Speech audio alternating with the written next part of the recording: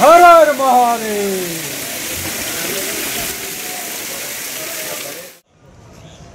দারুণ দারুণ দারুণ। আমরা ওখানে কালকে প্রদীপ জ্বেলেছিলাম।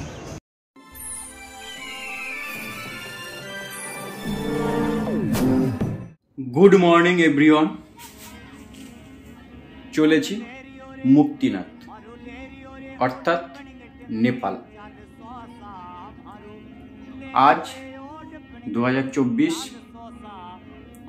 ডিসেম্বরের 18 তারিখ 3:15 বাজে। 3:30 আমরা ডানকুনি টোল প্লাজা থেকে আমাদের যাত্রা শুরু করছি। অর্থাৎ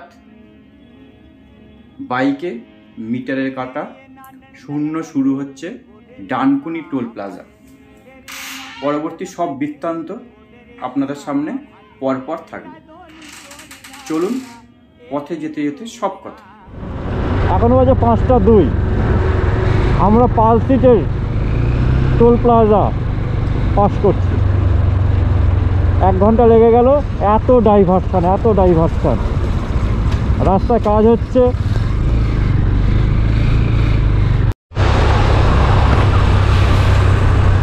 বর্ধমানে এরকমভাবে বিভৎস জ্যাম। তা বাইক বলে এদিক ওদিক করে কাটিয়ে বেরিয়ে যাচ্ছি। প্রায় 3 থেকে 4 কিলোমিটার পুরো জ্যাম।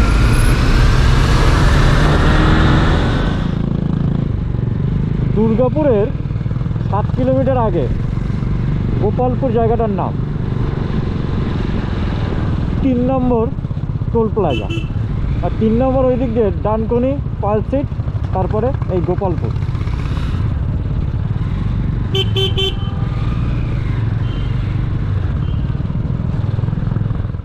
এখন 8টা বাজে।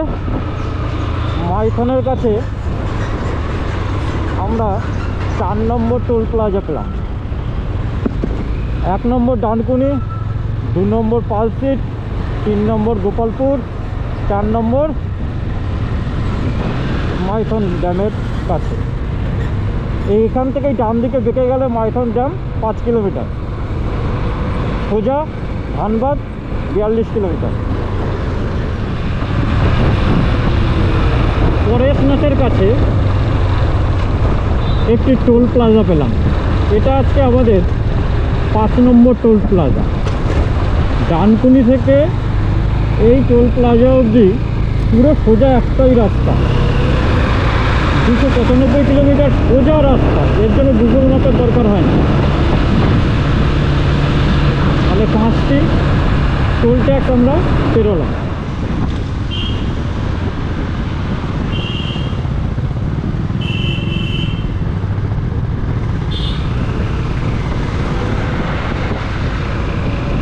এটা হলো 6 নম্বর টোল। গয়া থেকে 80 কিলোমিটার আগে। গন্তব্য হলো রক্সাল বর্ডার, যা ডানকুনি থেকে 775 কিলোমিটার দূরে। ডানকুনি টোল প্লাজা হিসাবে এর দূরত্ব 775 কিলোমিটার। এই রাস্তাটা কোন রুট ধরে যাবে? কলকাতা থেকে গেলে 3টে রুট আপনাকে দেখাচ্ছে। আমি সবসময় সাজেস্ট করব, যখনই আপনারা গুগল মাসিকে সাহায্য নিয়ে বাই রোডে যাবেন, তখন অবশ্যই 4 হুইলার সিলেক্ট করবেন আর অ্যাভয়েড ফেরি করবেন। তাহলে আর কোনো রাস্তায় চলার পথে আপনার কোনো কিছু বাধা হবে না। চলেছি নেপালের রক্সাল বর্ডার, কলকাতা থেকে। আমি ডানকুনি টোল প্লাজা থেকে আমার স্টার্ট পয়েন্ট করে নিয়েছিলাম। প্রথমেই আপনাদের বলি, 428 কিলোমিটার। ডানকুনি টোল প্লাজা থেকে 428 কিলোমিটার আপনাকে কখনোই গুগল ম্যাপের প্রয়োজন হবে না। কোন রুট দিয়ে যাবেন তার জন্য আপনাকে নিতে হবে আমাদের এই NH2 ধরে সোজা যাবেন।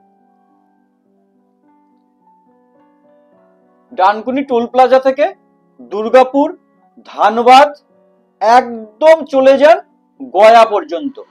ফল্গু নদী পেরোবেন, ফল্গু নদী টপকানোর পর ডান দিকে বেঁকবেন। ডানকুনি টোল প্লাজা থেকে ফল্গু নদী অবধি 6খানা টোল প্লাজা পাবেন। ডানকুনি টোল প্লাজা থেকে গোয়া পর্যন্ত 6টা টোল প্লাজা পাবেন। একটাই সোজা রাস্তা, মাঝখানে ডান দিকে বাঁ দিকে কোনো দিকে আপনার বেঁকে যাওয়ার কোনো প্রসঙ্গই নেই। তাহলে আপনার মোট রাস্তার ডানকুনি টোল প্লাজা থেকে ফল্গু নদী বা গয়া পর্যন্ত সোজা রাস্তা ধরুন, তারপরে ডান দিকে বেঁকে যান। ডান দিকে বেঁকে যাওয়ার পরে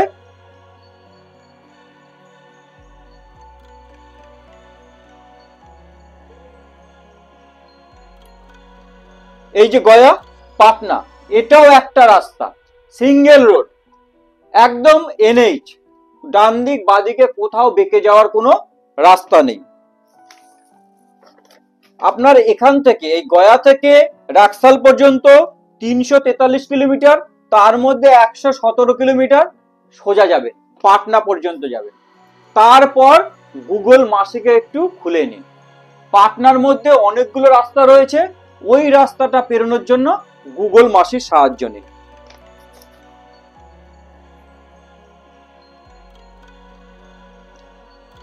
এবার আমরা কি করে গেলাম তার বৃত্তান্ত আপনারা দেখুন। আর একটু বলি, পাটনাতে আপনি কি করলেন, গুগল মাসিকে আপনার বাইকের সামনে আপনি খুলে নিলেন। এরপরে আপনাকে 3টে রাস্তা দেখাবে। যে রাস্তাটা মতিহারি হয়ে যাচ্ছে সেটাই হচ্ছে NH। মুজফ্ফরপুর, মতিহারি হয়ে রক্সাল ঢুকুন। পাটনা থেকে রক্সাল বর্ডার 227 কিলোমিটার, প্রায় 5 ঘন্টা মতো সময় নেবে। এখানটা আপনি সাময়িক গুগল মাসির সাহায্য নিন। এছাড়া ডানকুনি থেকে পাটনা পর্যন্ত ফল্গু নদীর ডান দিক, এই মুহূর্তে কোনো রকম গুগলের সাহায্য নেই, একটাই NH ধরে বেরিয়ে যান। এটা হলো ফাল্গু নদী। এই নদীটা টপকে তারপরে ডান দিকে বেঁকে যাবে, অর্থাৎ কলকাতা থেকে গয়া অবধি যে সোজা রাস্তা ফল্গু নদী অবধি একদম সোজা আসবে, কোনো রকম গুগল ম্যাপ রাখার দরকারই নেই। এসে এই নদী টপকানোর পর সাইড রোড দিয়ে ডান দিকে বেঁকে। কলকাতা থেকে 430 কিলোমিটার একদম NH ধরে সোজা আসুন। তারপরে ফাল্গু নদী ওভারটেক করার পর ডান দিকে বেঁকে যান, এই রাস্তা ধরে নিন। এটা একবারে পাটনা হয়ে সোজা।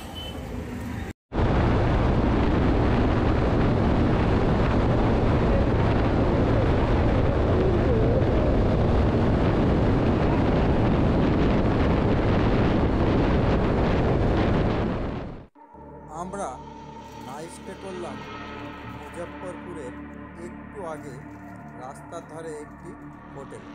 তারপর সকালে এই রাস্তা ধরে সোজা বেরিয়ে গেলাম রাক্সালের উদ্দেশ্যে।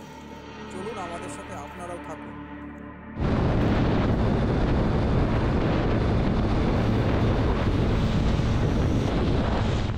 পুর থেকে বেরিয়ে জাস্ট এই 80 কিলোমিটার আসার পরে একটি চায়ের দোকানে আমরা এই সিঙ্গারা, জিলাপি, চা আমার সকালেই করে নিলাম, সব খেয়ে নিচ্ছি। এবার এখান থেকে বেরিয়ে যাব রক্সালের উদ্দেশ্যে। পাটনা থেকে সোজা রক্সাল এলেন, যে রাস্তা ধরে এলেন, এই যে রাস্তাটা, এই রাস্তা ধরেই সোজা যাবেন, তাহলেই হচ্ছে একদম নেপাল বর্ডার। কোনো দিকে বেকার কোনো দরকার নেই, সোজা গেলেই সামনেই নেপাল বর্ডার। ডান দিক বাঁ দিক একদম নয়। দারুণ অনুভূতি হচ্ছে, অসাধারণ। এদিক দিয়ে নেপাল যাচ্ছে আর ওদিক দিয়ে नेपाल থেকে लोग আসছে। आपका नाम क्या है? मेरा नाम अनाथ यादव।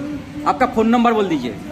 97-066-70-583 नेपाल का नंबर है ये। ये नेपाल का नंबर है। तो ये আমি এই নাম্বার দিয়ে দেবো, আপনারা এর সাথে যোগাযোগ করলে আগে থেকে 100 টাকা করে নেবে পার বাইক, কোনো অসুবিধা নেই, খুব সহজেই হয়ে যাবে। नेपाल का एक बाइक का लगता है 200 रुपये नेपाली और इंडिया का 125 रुपया 125 पर डे। ঠিক আছে, এটাই হলো বানসার অফিস। শুধু আরসি লাগে, আরসির জেরক্স পর্যন্ত লাগে না।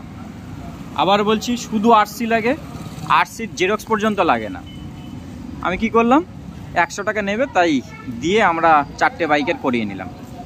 আমরা বাড়ি থেকে বেরিয়ে মুজফ্ফরপুরের কিছুটা আগে নাইট স্টে করলাম।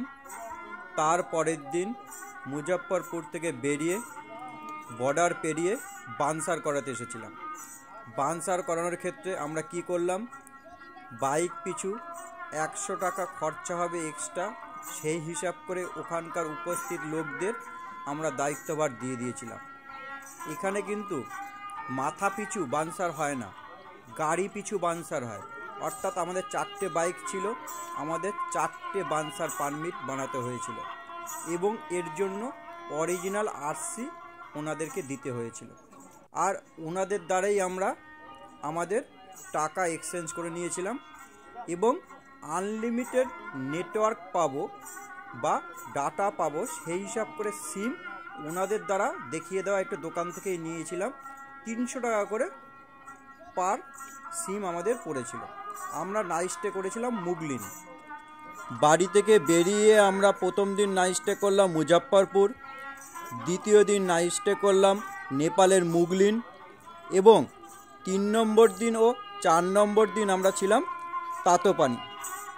এই 4 নম্বর দিনে আমরা মুক্তিনাথ রাইড করেছিলাম এবং ফিরে এসে তাতোপানিতেই ছিলাম। পরবর্তী ভিডিওতে মুক্তিনাথ দর্শন এবং কাঠমান্ডু পর্যন্ত আমরা কোন রাস্তা দিয়ে গেলাম তার পুরো বৃত্তান্ত থাকবে। সকলকে দেখার অনুরোধ রইল। সকলে ভালো থাকবেন। নমস্কার, ধন্যবাদ।